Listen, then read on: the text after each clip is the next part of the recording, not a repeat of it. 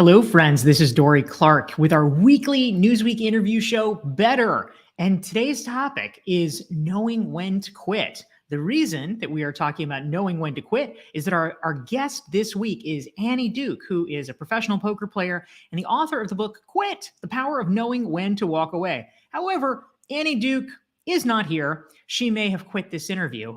We'll find out. But she hopefully is going to be joining us imminently, and I look forward to welcoming her on. But in the meantime, I will talk to you about quitting, and I would love to hear your thoughts and comments and observations about it as well. So please, if you are tuning in and joining us live, type into the chat box and let us know who you are and where you are dialing in from, because I would love to see who you are, and also to take any of your questions or hear your observations about quitting. So this is a topic that, of course, has been in the news a lot in the past year or two with the Great Resignation. We are thinking about quitting in terms of jobs, in terms of life priorities. What should you be doing? What should you be spending your time on? But also, quitting is an interesting concept because it doesn't just apply to the big macro issues in our lives, like what is your job that you're having. Also, quitting refers to a lot of things. It could be a particular project. It could be a particular approach. It could even be a relationship. Who knows? And so as a result, we are having to face on a constant basis the question of, should we keep going or should we not? And this is something that I actually talk about a lot in my book, The Long Game, How to Be a Long-Term Thinker in a Short-Term World. Because in between, this is the problem, right? In between deciding to do something and actually shifting over to accomplishing it, there is, for any meaningful goal, right, there's usually a gap of time. It could be a week, it could be a month, it could be a year, it could even be more. It could be a 10-year goal, for instance. And the longer that tunnel is, the more time you have to question yourself and to say, wow, is this working or is this not working yet? And that's the hard part, right? Because we want to quit, if we're going to quit, at the right time. No one wants to be the sucker that is pursuing something too long and is wasting effort.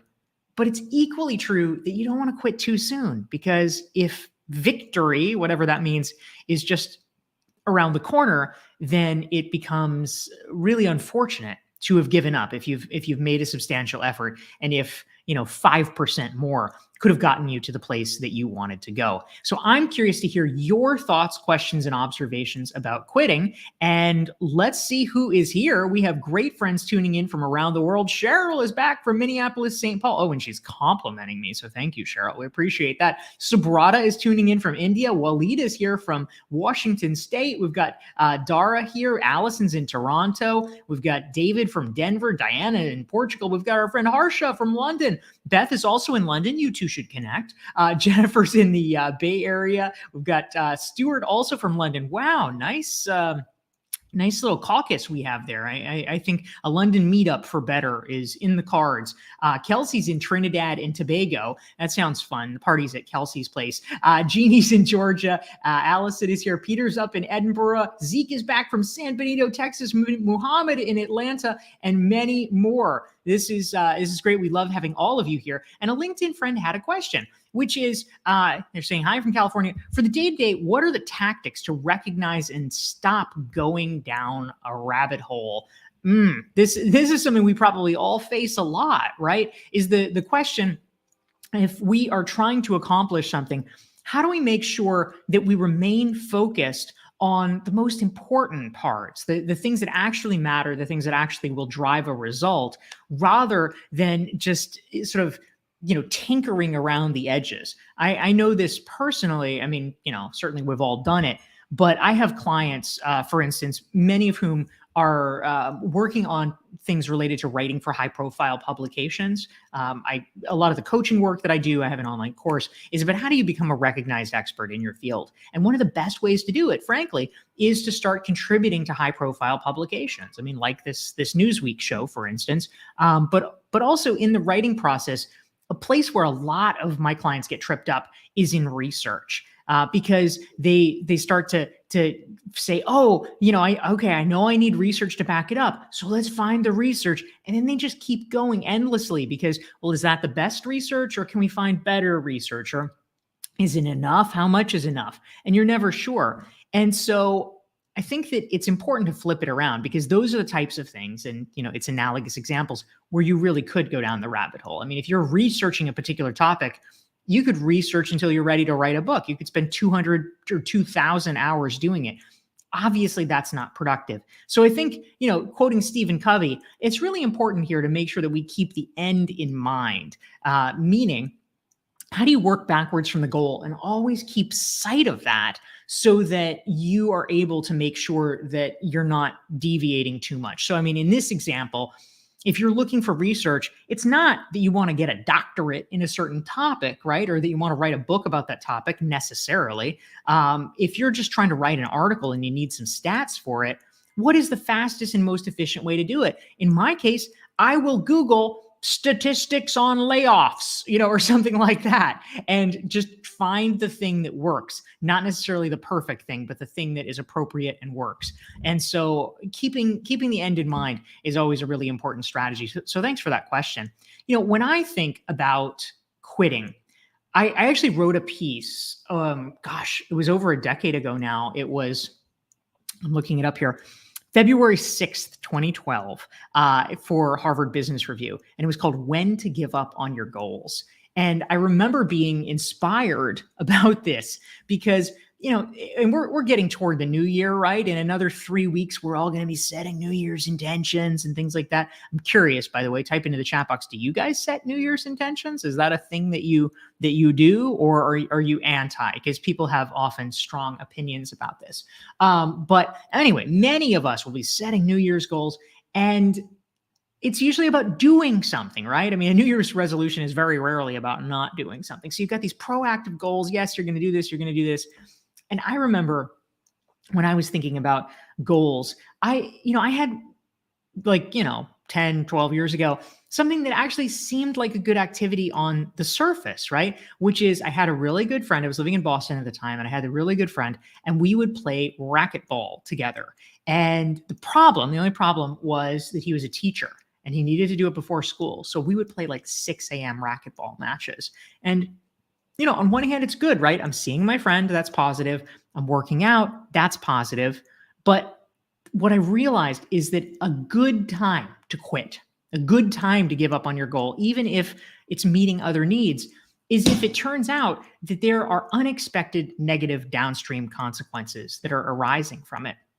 And I couldn't have necessarily predicted this, but at least at that time in my life, getting up at like 5:30 in the morning was just literally not something I could do. I made myself do it because I had promised I'd meet Ben, but I was so miserable for the rest of the day. I wasn't even able to be productive because I was suffering so much because I hadn't gotten enough sleep. And finally, I realized this is wearing me down. And so I ended up having to stop doing it. So that's one of the times when I think it's appropriate to quit or to give up on your goals, is when there's adverse consequences. Another element that I discovered, this is me making all the mistakes, is when your goals impede other objectives. And I'll tell you that story in a minute. But first, I just want to say thank you for tuning in. This is Dorie Clark, and this is our weekly Newsweek interview show, Better. And we are talking today about when to quit. When do you do that? And if you are interested in tuning in more, we usually have guests. You can go to my website, go to dorieclark.com. You can sign up, get a free self-assessment, and you will be added to my email list, and you will get lots of nice messages, and you will, including reminders periodically about great shows and great guests like this. Our putative guest this week is Annie Duke. She's written the book Quit: The Power of Knowing When to Walk Away, and apparently this is the moment because she ain't here. So she has quit, but I have not, and so I am here with you and excited to be joining you. And so we have wonderful friends who are tuning in. I just want to say hi to some of them. Sushma is here. Let's see. We've got Diana from Colombia joining us. Colombia, the city, not the nation. We have Sabrina from New Jersey. Deborah's in Kenya. Gabriel is in Los Angeles. Marco's in Mexico. Annette is in Washington today, even though she's normally in SoCal. Morales is here. Israel is in Spain. It's kind of complicated, but I like it. Alicia is in Berkeley. Francis is in Bogota. We love seeing all of you guys. And Cheryl actually had a great question. She wants to know, if we're playing the long game, can't we know it's ultimately a win if the action we're taking is consistent with our personal values? And I think you are hitting on something really important, Cheryl, when it comes to the questions of what should we quit, what should we give up, and what should we not, right? I mean, you've all heard the philosophical saying, which, has sort of turned into a bromide in some ways, but nonetheless is still powerful, which is, the journey is the destination, right? But if we think about it, it actually is really important in the sense that we can't, for almost all of life, right? We can't control the outcome. There are things that happen no matter how carefully we plan it. There's just pandemics that come up, things like that, and personal equivalents of pandemics. And all you can really control is the actions that you take day to day. And so making sure that and to Annie Duke's point, were she here, to Annie Duke's point, because she is a poker player, in poker, you're never guaranteed an outcome. All you can do is be smart about the percentages. And over time, if you keep making smart bets with the right percentages in your favor, you will win statistically. But on any given hand, you may lose. You don't know about that particular hand. Life is very much like that, right? That we can just take educated bets. It is true that if you exercise a lot, you may end up injuring yourself, right? That happens. You pulled a muscle or something like that. But in the aggregate, the decision to exercise is probably a positive life choice that will have beneficial impacts for you in the years to come. We have to make wagers like that about our career, about our health, about our relationships. And so it's true. The questions that we should be asking ourselves is not, do I have a guaranteed outcome? The questions that we should be asking ourselves are things like, is this in alignment with my personal values? Is it an activity that I enjoy the process of? Or am I doing the right steps so that I'm giving myself the best chance for success? That's all we can do, really. But if we can tick those boxes, even if it doesn't work out in the end, we can at least feel good about what we did. We can at least feel good about the process and the fact that we executed well on that, right? We are not omniscient beings, so we give it the best shot we can. And so I promised to talk to you a little bit about the concept that I wrote about in my HBR piece, when to give up on your goals, about when your goals actually impede other objectives. And so I will tell you something that I did a number of years ago that was ridiculous. And I hope it can help you. So when it comes to setting goals, something that I was very excited about, probably a decade or more ago, was I wanted to really try to understand and master life balance, right? And you've probably all been there too, that we want to get the pieces right. So I decided that I was going to be very strategic about this. So I got myself a very nice, fancy Franklin planner, one of these sort of old school physical planners. And so I would map out my week in advance about what I wanted to do and how I wanted to do it. And I created an allocation, which was sort of an ideal allocation for myself, that I want to spend this amount of time on work and this amount of time on friends and this amount of time on business development activities. And I had other goals like health goals or things that were fun for me, right? Like I really like working in cafes. So I'm like, oh, well, I should make sure, X number of hours per week, I should be working in cafes. So I put it all into the planner. And what I came to realize, I did this, very methodically for months, but I realized that I was actually not having fun anymore. And now you might be different than me. It might work for you. But for me, I was so tightly scheduling myself because I'm like, oh my gosh, it's Sunday and I haven't gotten to work in a cafe. Even if I want to do something else, to meet my goal, I better go work in a cafe now. I became a sort of, martinet toward myself with this calendar. And so my goal of work-life balance was actually being eroded because I wasn't enjoying my life anymore. So that was something that I ended up quitting as a result. And so it's also true. My final point in the piece for HBR that I did, when to give up on your goals, is when your goals are no longer appropriate. And something that happened to me, and I imagine probably has happened to you as well. It's been a while because I've been working for myself now for 16 years, which is a long time. But back, we rewind in time when I was still taking jobs and things like that. There were jobs that honestly were dream jobs for me. I was applying for them, and it was, things like, being the press secretary for the Speaker of the House, in the state that I was living in, or, different things like that. I mean, actually, it's good I didn't get that, because he later got indicted. But we had these big dreams, and I applied, and of course I didn't get them. But fast forward 5 years, they were coming to me. I was literally getting offers for the jobs that, like, 5 years ago would have blown my mind. And so on one hand, it would have been such a compliment, such a validation of my previous self to be like, oh yeah, now they're coming to me and taking a job like that. But as it happened, I had moved on. And I think it's appropriate to recognize that sometimes, that, the goals that you once had, that the 20-year-old you, the 25-year-old you, the 30, the 35-year-old you, whatever it is, they're not necessarily the goals and the dreams that you have today. And so recognizing that that's changed, and recognizing that it's okay to quit sometimes, is a totally appropriate thing to do.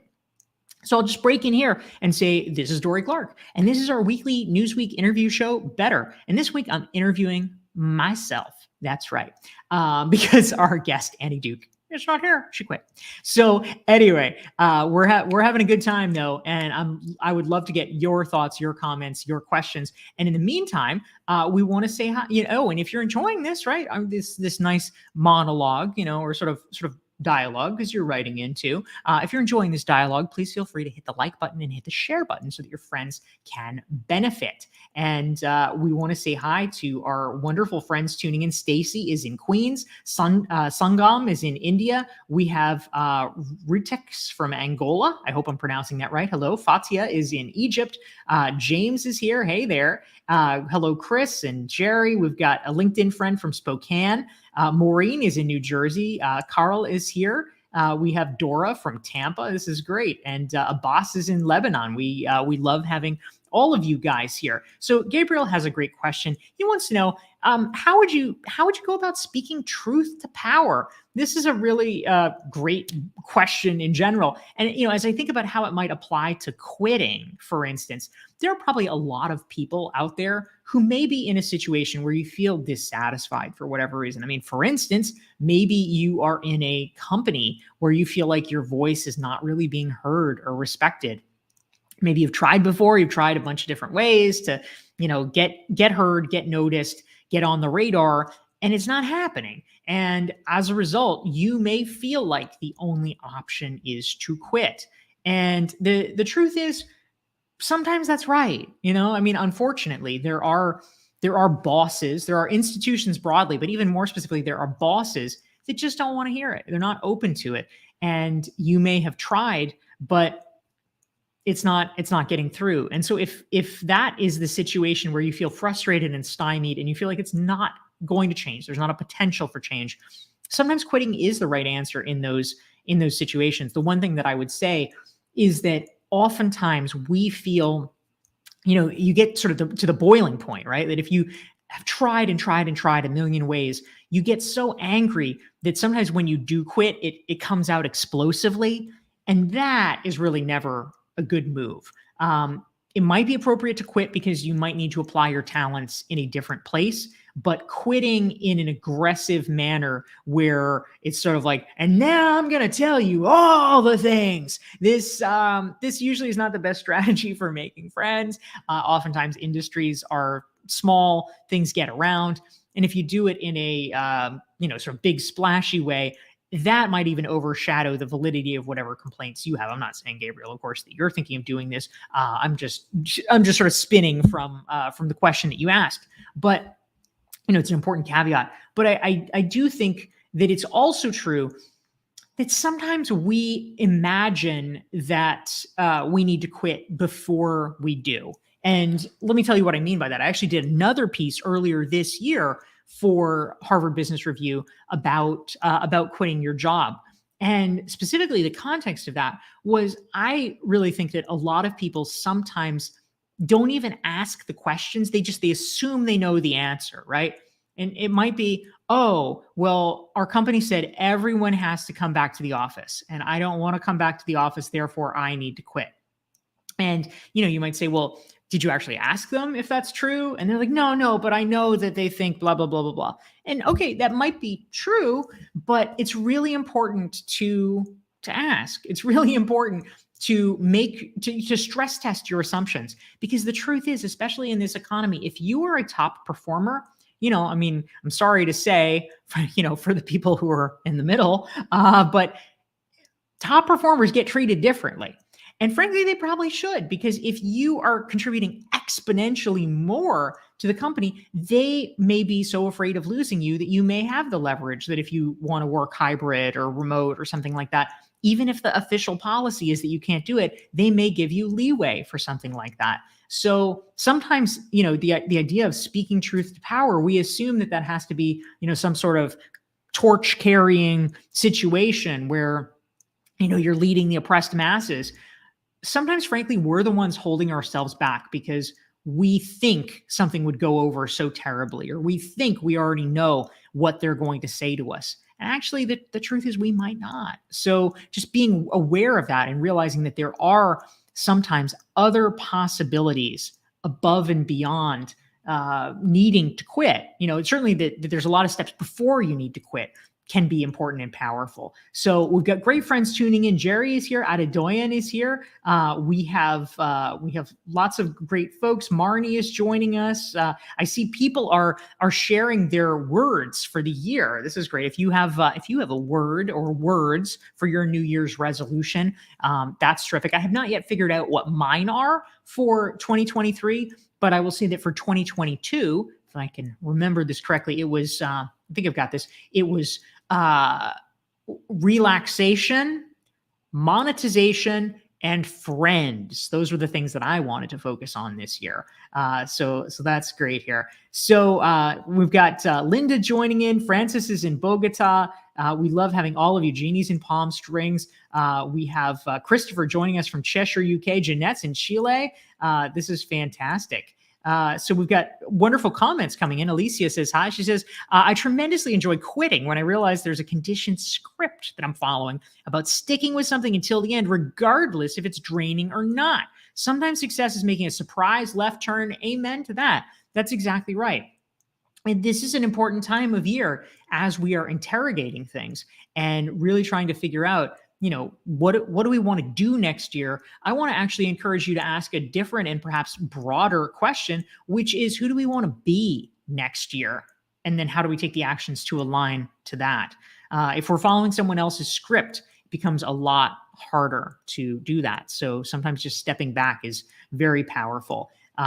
So we've got Masood joining from Karachi here. And we've a great question from our friend Anna in New Hampshire. She wants to know, during our professional journey, how many resignations can we make? How many times can we quit before a hiring manager has a negative opinion of our personal and professional qualities? Yeah, really important question, Anna. And thank you for raising that, because it's true, right? There's a balance. You don't want to be so pathologically loyal in a situation that if you are being mistreated, if there's just no opportunity for advancement or growth, that you stay regardless. That's not good. But it's equally true that you don't want to be the kind of flighty or unreliable person where, at the slightest disturbance, you're quitting all the time, because that really does begin to send a wrong message to hiring managers. There's sort of a rule of thumb in general that as you get more senior in organizations, you should theoretically be staying longer. A classic example, for instance, is a college president. If you are a university president and you stay less than a decade, usually it's because something's wrong. Either you got sick, Or, maybe you got some like super killer job that nobody can turn down. Like, for instance, Jim Kim was the head of Dartmouth College and he got lured away to run the World Bank. Okay, we get it. That's cool. Or, something has kind of gone wrong. Like, you may remember Larry Summers was only the president of Harvard for 5 years because he basically made some insensitive comments and he alienated people and he got drummed out. So, but generally 10 years is how long you should, quote unquote, be a university president. And so similarly, when you're early in your career, you stay somewhere a year, maybe you stay 2 years. That's fine. That's considered appropriate because entry-level people, first of all, are pretty easy to replace. And also, you're just figuring things out. You're like, oh, do I like marketing? I don't know if I like marketing. Maybe I like supply chain, whatever it is. So you're experimenting. But as you progress in your career, again, rules of thumb here, there's always exceptions, but broadly speaking, unless there's a really good reason, you should be incrementally staying longer at companies. Otherwise, if it's just, constant churn, people probably will wonder what it is that's going on here. I will mention again, this is Dorie Clark. This is our weekly Newsweek interview show, Better. And if you want to tune in regularly, we are here every single Thursday at 12 Eastern, 9 Pacific. Usually we have a guest. This week's theoretical guest was Annie Duke. If you want to learn about her in absentia, you can go to annieduke.com. And we are here talking about knowing when to quit. And if you want to make sure that you never miss one of my LinkedIn lives or just other LinkedIn posts, I try to have, pictures of cats and all kinds of good things. You can follow my LinkedIn profile at dorieclark.com/LI. There's apparently, I've been told, there's a bell icon that you can click to make sure that you never miss one of the updates. So as we're talking, we're coming to our denouement here about the topic of knowing when to quit. And so the last piece that I want to mention, and thank you to my wonderful chief of staff, John, who raised this as a question, is for a lot of people, when we think about quitting, right? That's the decision once you're already doing something. Do you quit or not? Something that can be very useful for all of us is to think about our upstream activities, right? Upstream, you are presented with an opportunity, and the question is, should you do it or should you not do it? And a lot of us struggle with it. We take, I know cognitively, even a request comes in, this person wants to have coffee with you, this person wants you to look at their paper or whatever it is. And it can become really taxing to figure out. And you get stressed out sometimes about saying no. And so a framework that I actually share in the long game, which some of you may have heard of, was popularized by a gentleman named Derek Sivers, an author and entrepreneur.